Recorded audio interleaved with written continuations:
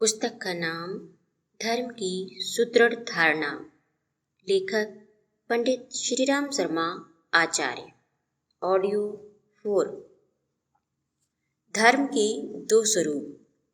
धर्म की आवश्यकता तो सभी समझदार लोग स्वीकार करते हैं, पर धार्मिक सिद्धांतों के विषय में प्रायः मनुष्यों में मतभेद पाया जाता है। विभिन्न मजहबों में पाए जाने वाले अंतर को तो छोड़ दीजिए, एक ही मजहब के पृथक पृथक संप्रदायों के सिद्धांतों में घोर वैमनस्य दिखाई देता है।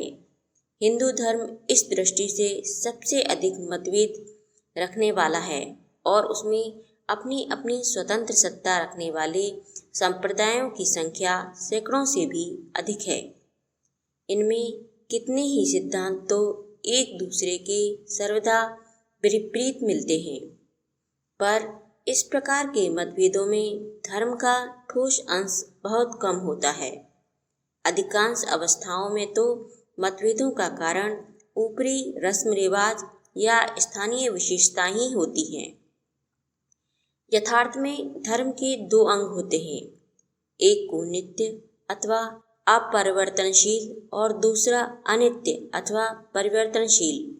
सदाचार या सद्गुण तो नित्य या अपरिवर्तनशील धर्म है। उन सद्गुणों के अनुसार बर्ताव करने, इन गुणों को बढ़ाने का प्रयत्न करने और आपस में व्यवहार करने की विधियां समय समय पर बदलती रहती हैं। जैसे जैसे मनुष्य का मानसिक विकास होता है, ये विधियां पहले से अच्छी निकल आती हैं। नए नए धर्म प्रवर्तकों का कार्य पहले से अधिक श्रेयस्कर अथवा बदली हुई परिस्थिति के अनुकूल विधियां बनाने का होता है।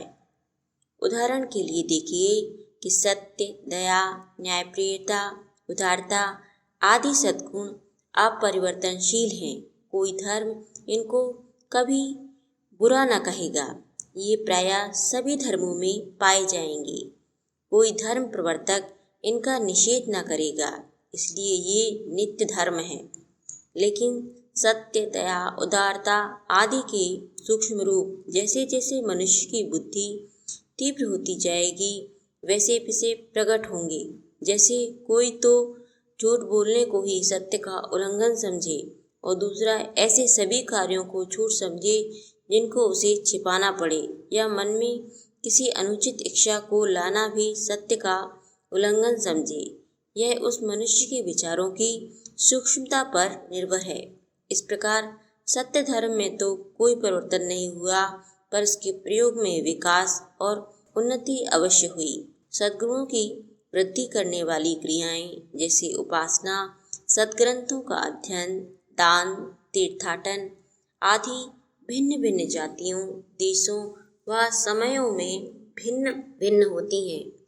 यह सब धर्म का अंग होते हुए भी परिवर्तनशील हैं।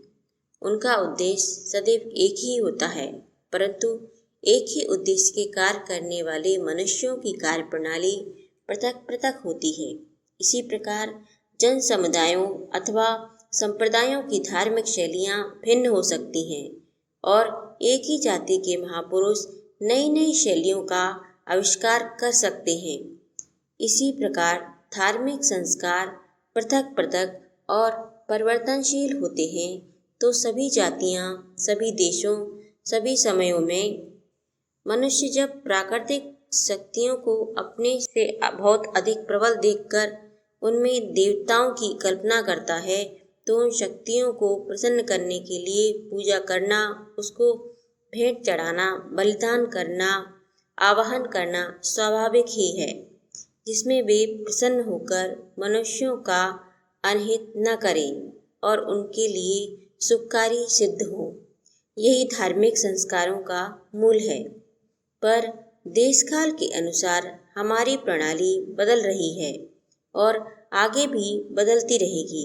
उदाहरणार्थ, किसी विधि में किसी ठंडे देश में ऊनी वस्त्र पहने जाते हैं और फिर यदि वे ही लोग किसी गर्म देश में आ बसें तो ऊनी वस्त्रों के स्थान पर सूती वस्त्र पहनने लगेंगे। अथवा यदि किसी समय किसी पूजा में मिट्टी की साधारण सी मूर्ति बनाकर रखने की प्रथा हो और फिर वे मूर्तियाँ सुंदर पत्थर की बनने लगे तो मिट्टी की मूर्ति की जगह पत्थर की मूर्तियों का प्रचलन हो जाएगा। लगभग 50-60 वर्ष पहले ही महाराष्ट्र में गणपति पूजन के अवसर पर शास्त्रानुकूल वेशभूषा की मूर्तियाँ बनती थीं, पर अब दिन पर दिन वे मूर्तियाँ सरकारी फौजी अफसरों के वेश में, राष्ट्रीय नेता के वेश में, फैशनेबल जेंटलमैनों के वेश में बनाई जाने लगी हैं। धार्मिक संस्कारों का मूल चाहे कुछ हो, परंतु उसका प्रभाव विशेष रूप से पड़ता ही है। उस अवसर पर महत्व संस्कार करने वाले के मन पर अंकित हो जाता है। संस्कार के साथ जिस क्रिया को मनुष्य करता है उसे बिना सोचे समझे हंसी खेल के समान नहीं करता, वरन उसकी महानता उसके हृदय पर जम जाती है। इस प्रकार अनेक धार्मिक संस्कार धार्मिक भावों अथवा सद्गुणों की वृद्धि करने वाले होते हैं, पर जैसे जैसे समय बीतता जाता है, परिवर्तित परिस्थितियों के प्रभाव से धार्मिक संस्कारों तथा अन्य धार्मिक क्रियाकांडों की विधि कोरा दिखावा आडंबर मात्र रह जाती है। जिन सद्गुणों को उसके द्वारा बढ़ाना अविष्ट होता है, उसके विपरीत उसके कारण दुर्गुण की वृद्धि होने लगती है। लोग उसके सार को भूलकर बाहरी स्वरूप पर ही जोर देने लगते हैं। कभी कभी वह विधि इतनी पेचीदा और लंबी चौड़ी होती है कि साधारण मनुष्य ना तो उसे समझ सकता है न याद रख सकता है। ऐसी अवस्था में पंडितों और पुजारियों की एक श्रेणी बन जाती है जो उसे कराने के अधिकारी समझे जाते हैं। ये पुजारी जब अपने अपने अधिकार को सुदृढ़ता के साथ स्थापित देखते हैं तो वे भी उस विधि के पूर्ण अध्ययन की चिंता नहीं करते, वरन उसके द्वारा अधिक से अधिक धन प्राप्त करने को ही अपना लक्ष्य बना लेते हैं। परिणाम यह होता है कि जो धार्मिक कृत्य मानव कल्याण के लिए प्रचलित किए गए थे, वे ही फिर स्वार्थ साधन, अभिमान, द्वेष आदि की उत्पत्ति करने वाले बन जाते हैं। संसार में धर्म के नाम पर जो अनर्थ हुए हैं, उसका मूल कारण वही है। ऐसी अवस्था देखकर किसी महापुरुष का हृदय सहानुभूति और करुणा से द्रवित हो जाता है। वह ऐसे पुजारियों और ऐसे आडंबर का विरोध करने लगता है। जब किसी धार्मिक कृत्य से सद्गुणों के बदले दुर्गुण बढ़ने लगे तो वह त्याज्य हो जाता है। इसलिए फिर से सार धर्म के उपदेश और नवीन धार्मिक विधियों के प्रचार की आवश्यकता होती है। कभी कभी पुजारियों का गुरुडम मिटाने को, धार्मिक कृत्यों की पेचीदा विधियों को दूर करके साधारण व्यक्तियों के समझने और आचरण कर सकने योग्य रास्ता बताना आवश्यक होता है। इस प्रकार धार्मिक व्यवस्था में महान परिवर्तन हो जाता है, परंतु धर्म का सार रूप सद्गुणों का आचरण अब भी वैसा ही महत्वपूर्ण रहता है जैसा कि पहले था, अथवा यह कहना चाहिए कि वह पहले से भी अधिक आवश्यक हो जाता है, क्योंकि उसकी रक्षा के लिए बाहरी विधियां और क्रियाओं में परिवर्तन किया जाता है। इस प्रकार नित्य धर्म की रक्षा के लिए ही महापुरुषों द्वारा धर्म के ऊपरी रूप में परिवर्तन किया जाता है, जिसे सामान्य व्यक्ति नवीन धर्म अथवा संप्रदाय की स्थापना का रूप दे देते हैं। धर्म का व्यापक स्वरूप। नित्य व्यवहार में धर्म शब्द का उपयोग केवल पारलौकिक सुख का मार्ग इसी में अर्थ किया जाता है। जब हम किसी से प्रश्न करते हैं कि तेरा कौन सा धर्म है, तब उससे हमारे पूछने का यही हेतु होता है कि तू अपने पारलौकिक कल्याण के लिए किस मार्ग, वैदिक, बौद्ध धर्म, ईसाई, मोहम्मदी या पारसी से चलता है, और हमारे प्रश्न के अनुसार ही वह उत्तर देता है। उसी तरह स्वर्ग प्राप्ति के लिए साधनाभूत यज्ञ, योग आदि वैदिक विषयों की मीमांसा करते समय अघातो धर्म जिज्ञासा आदि धर्मसूत्रों में भी धर्म शब्द का यही अर्थ लिखा गया है। परंतु धर्म शब्द का इतना ही संकुचित अर्थ नहीं है। इसके सिवा राज्य धर्म, प्रजा धर्म, देश धर्म, जाति धर्म, कुल धर्म, मित्र धर्म इत्यादि सांसारिक नीति बोधकों को भी धर्म कहते हैं। धर्म शब्द के इन दो अर्थों को यदि पृथक करके दिखलाना हो तो पारलौकिक धर्म को मोक्ष धर्म अथवा सिर्फ मोक्ष और व्यवहारिक धर्म अथवा केवल नीति को केवल धर्म कहा करते हैं। उदाहरणार्थ, चतुर्विधि पुरुषार्थों की गणना करते समय हम लोग धर्म, अर्थ, काम, मोक्ष कहा करते हैं।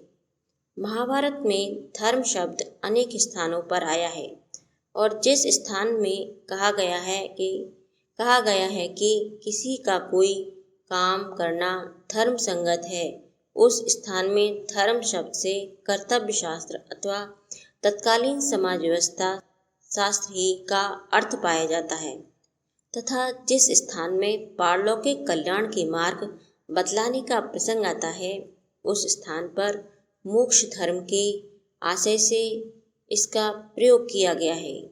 इसी प्रकार मनु आदि स्मृति ग्रंथों में ब्राह्मण, क्षत्रिय, वैश्य और शूद्र के विशिष्ट कर्मों अर्थात चारों वर्णों के कर्मों का वर्णन करते समय केवल धर्म अर्थ का ही अनेक स्थानों पर कई बार उपयोग किया गया है। गीता में भी स्वधर्ममपि चादेप्य गीता 2:31 स्वधर्म में निधेय श्रेय परधर्मो भयावह 3:35 आदि कई स्थानों पर धर्म शब्द इस लोक के चातुर्वर्ण के धर्म के अर्थ में ही प्रयोग किया गया है। पुराने जमाने के ऋषियों ने श्रम विभाग रूप चातुर्वर्ण संस्था इसलिए चलाई थी कि समाज के सब व्यवहार सरलता से होते जाएं, किसी एक विशिष्ट व्यक्ति या वर्ग पे ही सारा बोझ न पड़ने पाए और समाज का सभी दशाओं के से संरक्षण और पोषण भली भांति होता रहे। यह बात भिन्न है कि कुछ समय के बाद चारों वर्णों के लोग केवल जाति मात्रोपजीवी हो गए, अर्थात सच्चे स्वधर्म को भूलकर वे केवल नामधारी ब्राह्मण, क्षत्रिय, वैश्य अथवा शूद्र हो गए। ऊर्ध्वबाहुर्विरोमेशः न च कश्चिश्च णोति मां धर्मार्थदर्शश्च कामश्च स धर्म किम न सेव्यते। अरे भुजा उठाकर मैं चिल्ला रहा हूँ, परंतु कोई भी नहीं सुनता। धर्म से ही अर्थ और काम की प्राप्ति होती है, इसलिए इस प्रकार के धर्म का आचरण तुम क्यों नहीं करते हो? क्या संस्कृत, क्या अन्य कोई भाषा, सभी में धर्म शब्द का प्रयोग उन सब नीति नियमों के बारे में किया गया है जो समाज धारा के लिए शिष्ट जनों के द्वारा आध्यात्म दृष्टि से बनाए गए हैं। इस दृष्टि से विचार करने पर नीति के उन नियमों अथवा शिष्टाचार को धर्म की बुनियाद कह सकते हैं जो समाज धारा के लिए शिष्ट जनों के द्वारा प्रचलित किए गए हों, और इसलिए महाभारत अनुच्छेद 140 से 157 में एवं स्मृति ग्रंथों में आचार प्रभुभो धर्मा अथवा आचारः परमो धर्मा मनु 1 से 108 अथवा धर्म को मूल बतलाने वाले वेदः स्मृति सदाचारः स्वस्थ प्रियात्मनः मनु 12 से 2 इत्यादि वचन कहे गए हैं। धर्म शब्द की दूसरी एक और व्याख्या प्राचीन ग्रंथों में दी गई है। यह व्याख्या मीमांसकों की है। चोदना लक्षणोरार्थ धर्मा जेसु 1-1-2 किसी अधिकारी पुरुष का यह कहना अथवा आज्ञा करना कि तू अमुक कर अथवा मत कर चोदना यानी प्रेरणा है। जब तक इस प्रकार का कोई प्रबंध नहीं कर दिया जाता तब तक कोई भी काम किसी को भी करने की स्वतंत्रता होती है। इसका आशय यही है कि पहल निर्बंध या प्रबंध के कारण धर्म निर्माण हुआ, धर्म की यह व्याख्या कुछ अंश में प्रसिद्ध अंग्रेज ग्रंथकार हाफ्स के मत से मिलती है। असभ्य तथा जंगली अवस्था में प्रत्येक मनुष्य का आचरण समय समय पर उत्पन्न होने वाली मनोवृत्तियों की प्रबलता के कारण हुआ करता है, परंतु धीरे धीरे उस समय के बाद यह मालूम होने लगता है कि इस प्रकार का मनमाना बर्ताव श्रेयस्कर नहीं है और यह विश्वास होने लगता है कि इंद्रियों के स्वाभाविक व्यापारों की कुछ मर्यादा निश्चित करके उसके अनुसार कार्य करने में ही सब लोगों का कल्याण है। तब प्रत्येक मनुष्य ऐसी मर्यादाओं का पालन कायदे के तौर पर करने लगता है जो शिष्टाचार या अन्य रीति से सुदृढ़ हो जाया करती हैं। जब इस प्रकार की मर्यादाओं की संख्या बहुत बढ़ जाती है तब उन्हीं का एक शास्त्र बन जाता है। पूर्व समय में विवाह व्यवस्था का प्रचार नहीं था। पहले पहल उसे श्वेतकेतु ने चलाया। इसी प्रकार शुक्राचार्य ने मदिरापान को निषिद्ध ठहराया, यह न देखकर कि इन मर्यादाओं को बनाने में श्वेतकेतु अथवा शुक्राचार्य का क्या हेतु था। केवल किसी एक बात पर ध्यान देकर कि इन मर्यादाओं के निश्चित करने का काम या कर्तव्य इन लोगों को करना पड़ा। धर्म शब्द की 14 लक्षणों अर्थ धर्म व्याख्या बनाई गई है।